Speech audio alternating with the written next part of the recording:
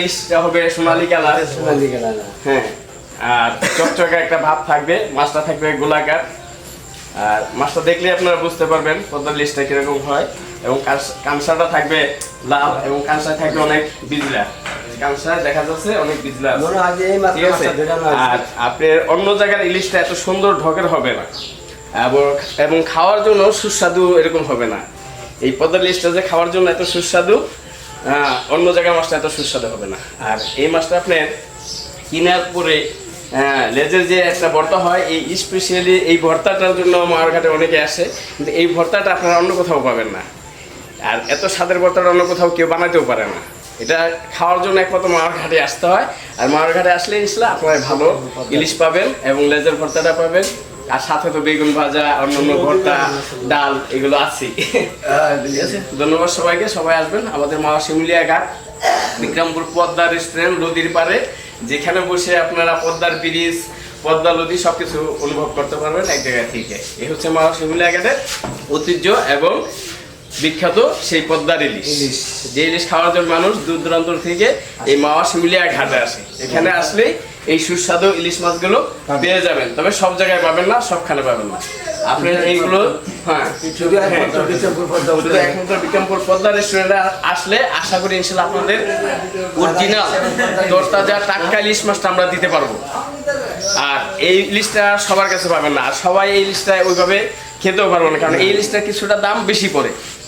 পদ্মার ইলিশটা আমরা একটু দাম বেশি দিয়া কেনাকাটা করি এবং বিক্রিও করি একটু বেশি। অন্যান্য মাছের তুলনায় এই মাছটার দাম কিছুটা বেশি থাকে এবং খাবারও খুব সুস্বাদু হয়। এটা আপনি ফ্রাই করে খেতে পারেন এবং রান্না করে খেতে পারেন। অনেকে সর্ষে ইলিশ খাওয়ার জন্য আসে, আমরা সর্ষে ইলিশও করে দিই। আর ফ্রাই করলে আপনাদের লেজের ভর্তাটা হয় স্পেশালি, এটা যার যার রুচি।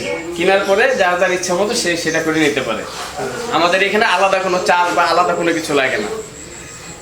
তবে খাওয়ার জন্য খুব সুযোগ সুবিধা আমাদের এই বিক্রমপুর পদ্মা রেস্টুরেন্টে আপনারা পেয়ে যাবেন। এখানে বসার জন্য আলাদা আলাদা ছোট ছোট টিনের ঘর রয়েছে, যাতে ফ্যামিলি নিয়ে যার যার সেপারেটভাবে বসতে পারেন। এই সুবিধাটা মাওয়ারঘাটে অনেক জায়গায় পাবেন না।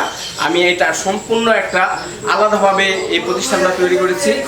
এই প্রতিষ্ঠানটা সম্পূর্ণ আলাদা একটা মেধা খাটায় তৈরি করেছি, যাতে যারা ফ্যামিলি নিয়ে আসে তাদের কোনো সমস্যা বা কোনো সমস্যা না হয়।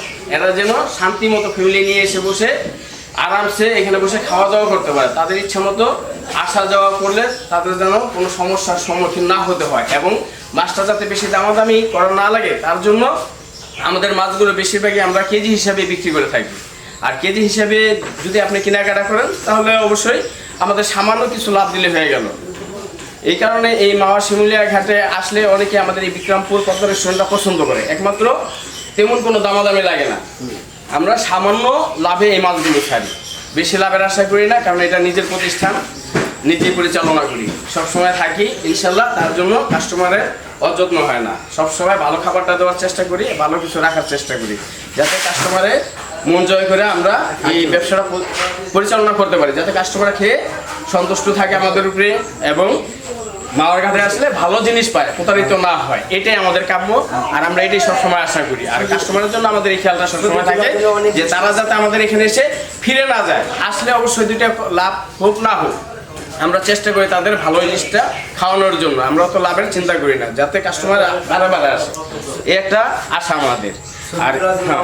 আর ছবি তোলার জন্য আমাদের এখানে অনেক ঘর রয়েছে, কাঠের তৈরি। বিক্রমপুর তো জানেনই কাঠের ঘরের জন্য বিখ্যাত।